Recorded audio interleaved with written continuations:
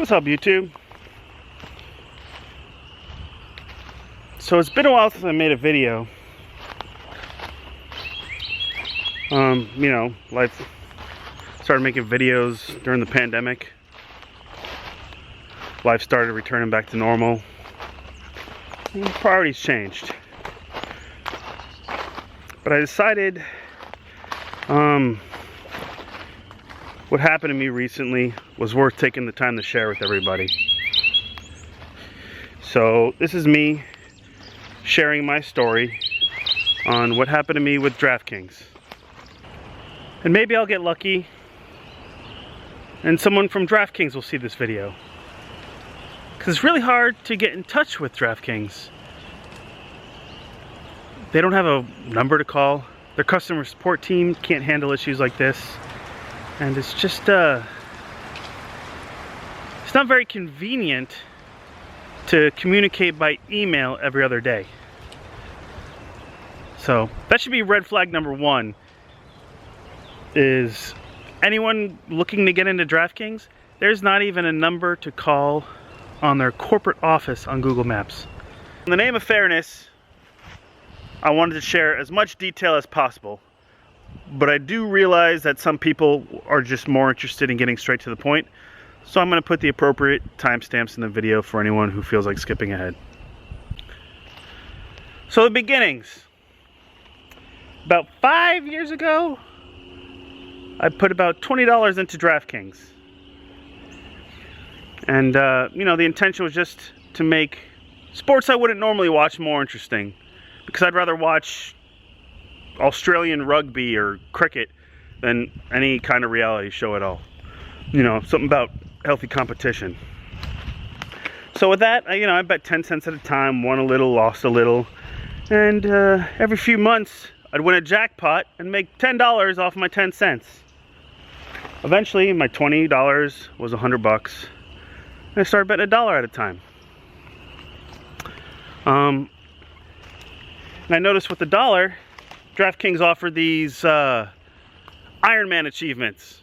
Play every day and they give you credit back. I thought, hey, I'm going to be up in my game. I might as well put $1 down on every day to try to get this, discount that they offered. So that's great. Won a couple, lost a couple. About a year went by, I only made $100. Another 100 off my original 20. And then the pandemic hit. And man, that was rough. And I thank DraftKings because for a while, watching Madden, the video game, streams, with Kaufman and Emerson, that was like the only sense of normalcy I had for a while. So that was nice. And then UFC came back. And they were the first real sporting contest to come back. Fight Island. So I put $5 down. I won I want to say $800. And that was great. So I took out a little bit of money. It is what it is. And I'm just playing on house money. So DraftKings got into the NFT business. And I actually know someone who became a millionaire off Bitcoin. I thought, hey, they released Tom Brady NFTs. I thought, you can't get any better than that. So I bought a few Tom Brady NFTs, $200. And they're worth like $4 now, but whatever. This is an investment I'm willing to hold on to. Might be a good one, might not be. And eventually end up winning that money back, getting back to my, $200 or $800 account. And I had a lot of time on my hands. We all did, or at least the unessential people. So I decided to make YouTube videos. I like helping people. I feel like I was winning money on sports. I kind of knew what I was talking about. And I thought I had information to help people. This was my only intention.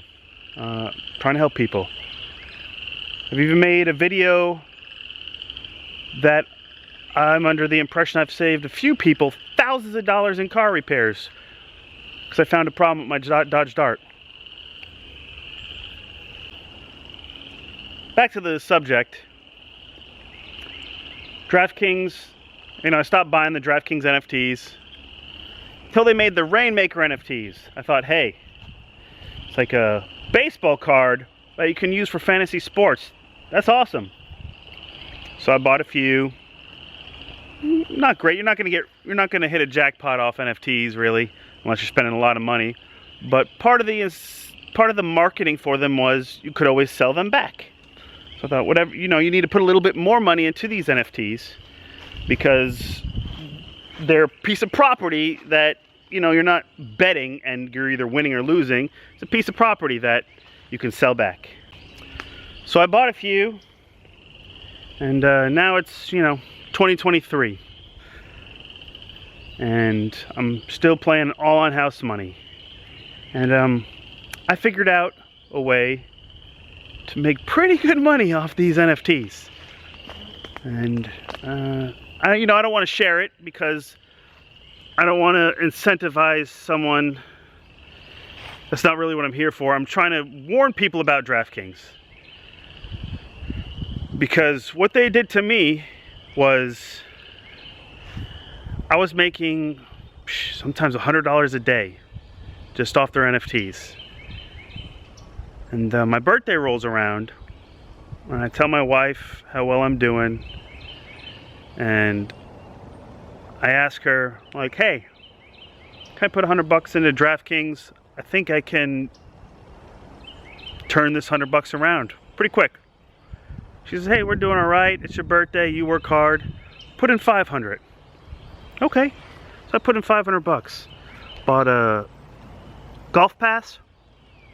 Bought a few UFC packs. So and so forth.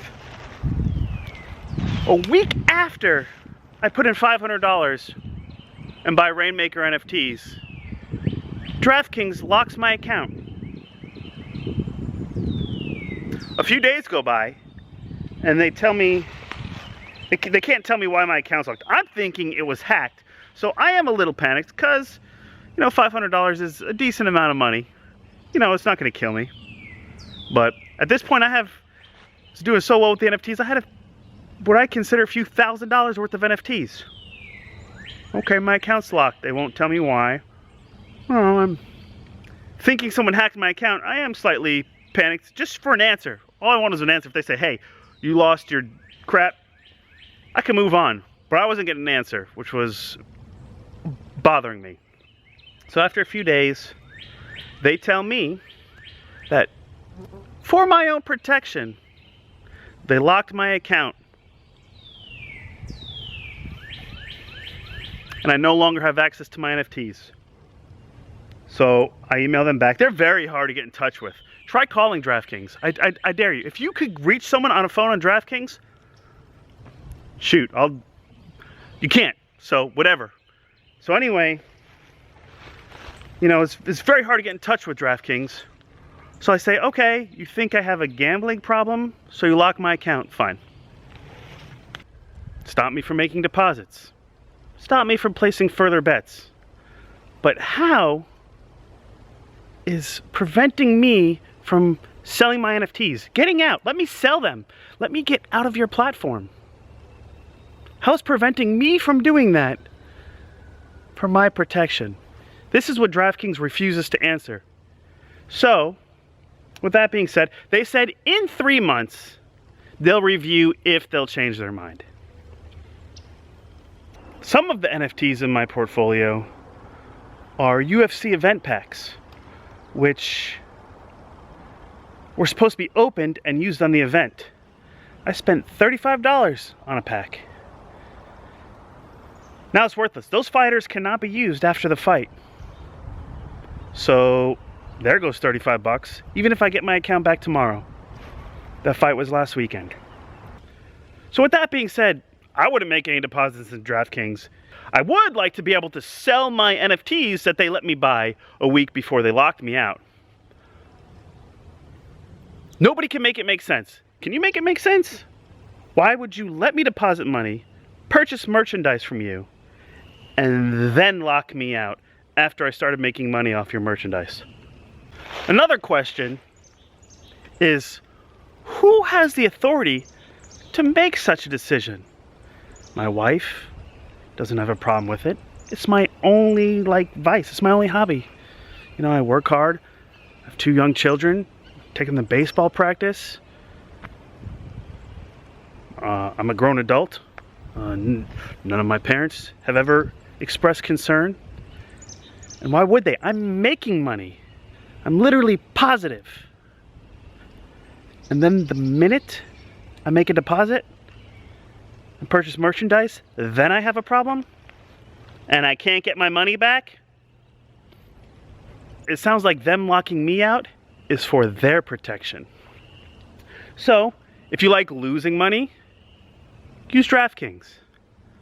If you ever have intentions on winning, doing well, I would use DraftKings.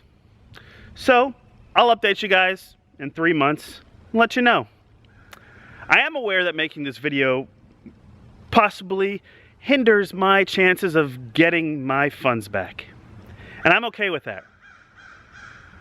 Because I would rather help 2 people than take a knee begging for my $500 back. I don't need it that bad.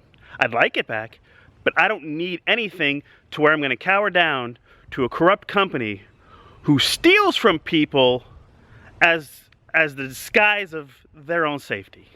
So in conclusion, DraftKings can let you deposit money, let you purchase their merchandise, and then lock you out from accessing the merchandise you purchased, all in the name of your own protection. So none of this really makes sense. Makes sense to you? Free corporation.